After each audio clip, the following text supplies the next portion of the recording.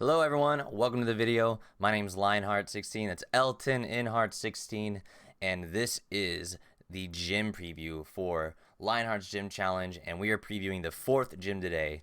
The fourth gym is the most toxic gym of all time because it's actually the Poison Gym. The Poison Gym, so if you guys have beaten the Ice Gym, beaten the Water Gym, beaten the Ghost Gym, you land yourself here in the fourth gym. This is the first gym in which you get to actually add a bench Pokemon to your 6 Pokemon that you already had. So now you're looking at fighting this gym with the resources of 7 Pokemon. And so one new item, a whole new moveset, another typing maybe to help cover things out. But the catch is, this gym challenge is our first gym challenge that is singles. With that being said, let's cut over to our campsite and check out the preview of the team. So, here we are in our campsite. It's a beautiful sunset day, I think. Maybe. So, I love watching the animations of people in the campground. It cracks me up. But anyways, you're opening up first day of the Poison Gym. The first thing you're going to see is probably the MVP of the Poison Gym. If you guys have not gone through the singles ladder, then you might not know much about this thing, and it was actually pretty popular in doubles for a bit. But this crap, what's his name? Who's that Pokemon? Alright, Toxapex. Okay. If you're about to take your first run in the Poison Gym, the first thing you're gonna see is probably actually the MVP of the poison typing, and that is Toxapex. Toxapex coming our way. Guys, this little hop is actually like cringeworthy funny. I wish I could make it like, I don't know, do it more. But whatever, we'll keep going. So the reason why Toxapex is such a good starter and a good scout on this team is because like you know for a fact it can't get killed on the first turn because of Baneful Bunker. And a lot of mons are really cool and have like protect and stuff like that. But Baneful Bunker, if it makes direct contact, if the enemy makes direct contact with Toxapex, they get poisoned. And the whole point of this gym, the first original design of this gym, was to make sure we poison every mon that we can, and then last as long as we can. Unfortunately, with the timer that's in this generation of comp play, that kind of screws us over. Sometimes the match is over before we can do enough damage across the board with poisons, but this person is so good for it. So we run Toxic Spikes, Baneful Bunker, Recover, and Scald. So if they lead a Steel type, we still have the advantage here to at least try to get a burn on it. It's so awesome.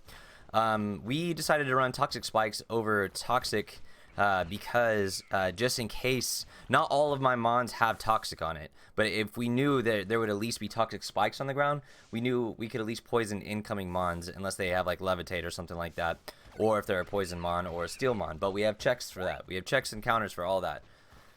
So the biggest problem in singles meta right now actually is how strong Tyranitar is. And so the good news is our Toxapex can actually stand up to a lot of Tyranitars. And even if we see that there's about to be so let's say we didn't guess the lead right, and they actually lead Tyranitar, and we know there's gonna be a Max Quake coming into this. Baneful Bunker, if we Baneful Bunker that, it actually won't even do like a third of our health, or I mean a quarter even. Like it barely does any.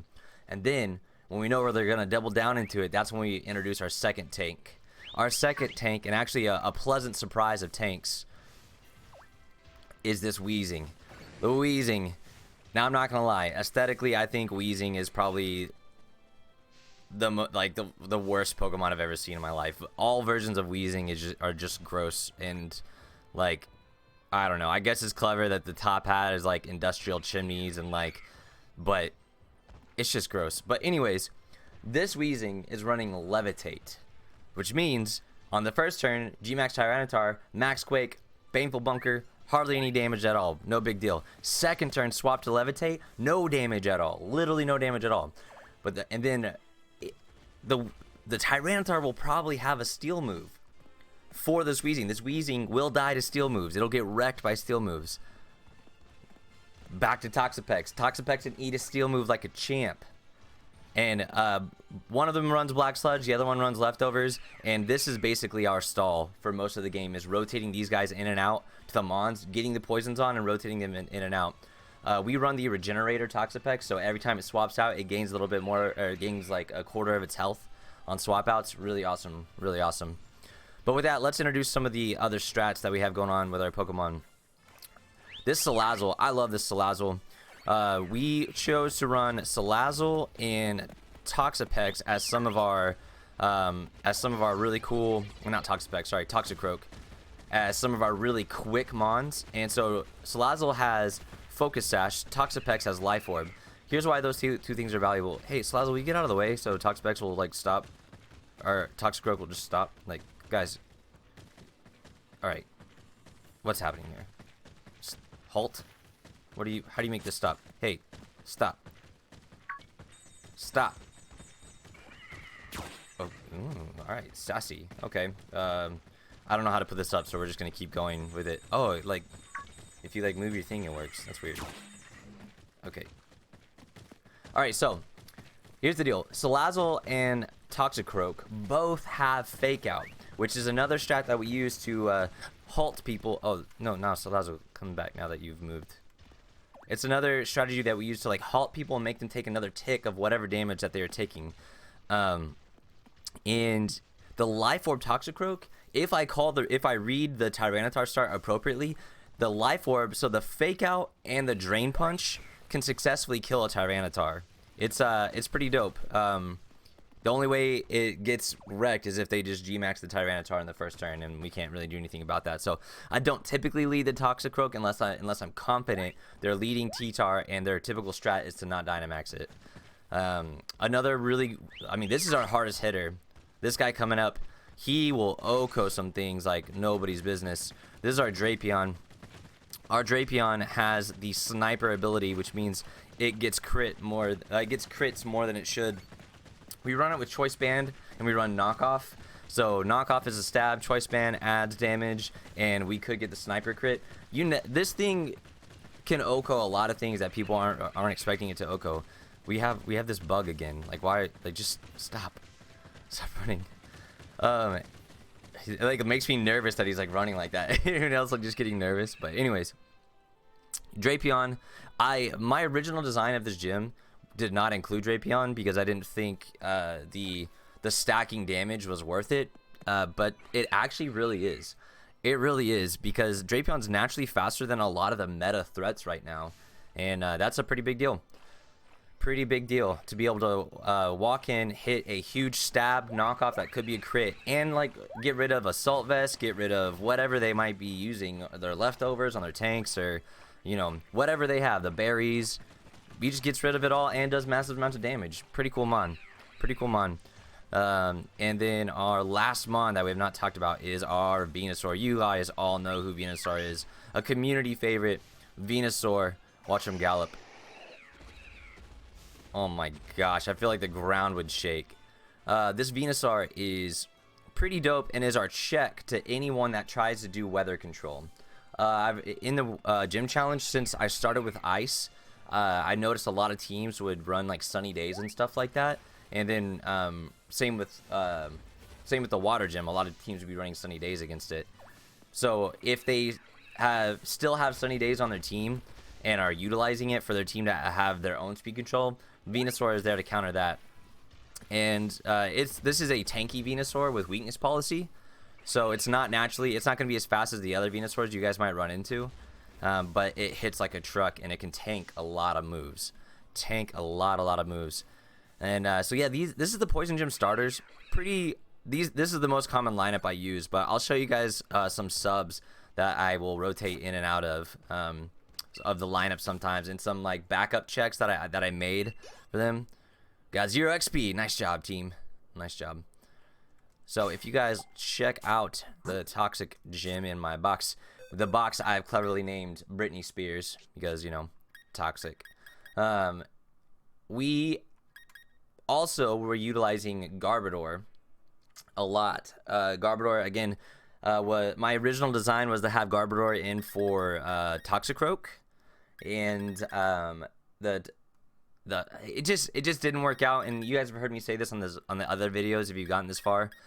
It all depends on how many items I can spare to distribute. So one of the perks of having the poison gem is that you essentially have 2 leftovers, which is awesome and incredible. Having 2 leftovers is a huge deal, but you don't have 3, and so if I have to pick between Garbodor or Weezing or Toxapex, it's gonna be Weezing and Toxapex for the leftover and Black Sludge.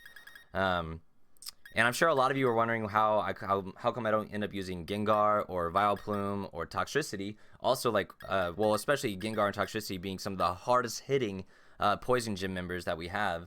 But it was a strategic move that we needed the fake outs.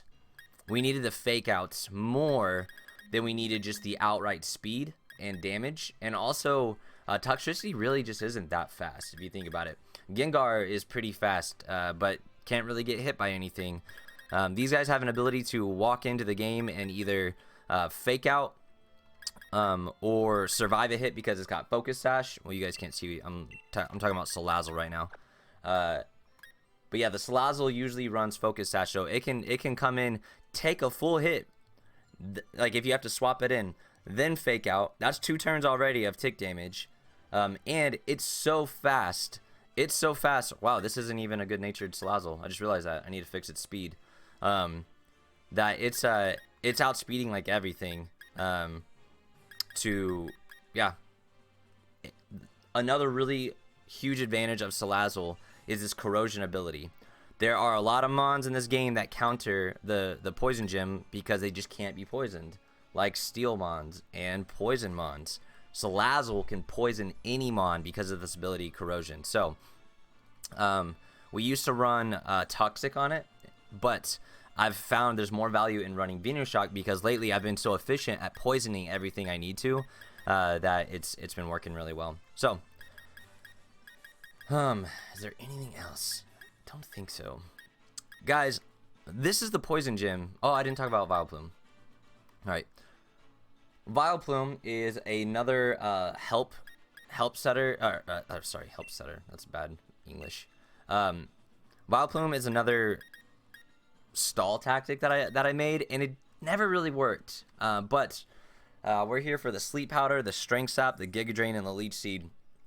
And we kind of stacked this thing with some defenses and health, in hopes that if we do get Sunny Day set, which we have our own way to set Sunny Day, Weezing has Flamethrower, and often I've had to Dynamax Weezing to tank a hit, and then usually I'll just be like, oh, well, Weezing's going to die the next turn, so let's just use Flamethrower, that way Venusaur can come in and start wrecking, or Vileplume can come in. But Vileplume doesn't get that much playtime. It would have to be like, if I was going against a water mono team, then I would look at bringing Vileplume. But other than that, this is the Poison Gym.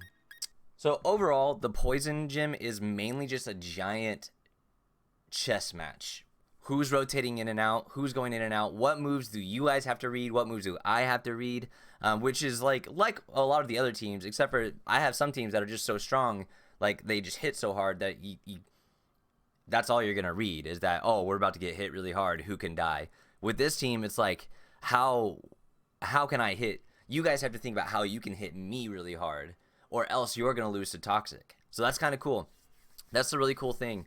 And I haven't shown you guys all my secrets about this team. It's got a lot of really cool tricks. And if you guys think you can beat it, you need to come try it out. So yeah, guys, this has been a look at the Toxic team. If you guys like it, or if you don't like it, post it down in the comments. Tell me what your favorite Toxic mon. Tell me what your favorite Poison mon is, and tell me how you would build a team around that mon. I'd love to hear it. And if you guys think you can beat this team, you guys need to, like I said earlier, head on over to my Twitch channel. I stream almost every evening at 9:30 p.m. Central Standard Time at twitch.tv/L10inheart16. And you can catch us, and we're running battles all night. We got a really great community. We have a really cool Discord that'll link down in the bottom as well. And there's a lot of things you can find there for resources like team help. We have a whole channel dedicated to helping you build a team around your favorite mon. and then you'll see the whole rule set for how you can join the gym challenge and everything like that. Also, I would just love to see you guys in the Twitch chat. Talk to me. Tell me if you like the video. Tell me if there's something you think my gym could do better. I'm open to advice and criticism. And but yeah, other than that, we'll see you guys next time. Bye, guys.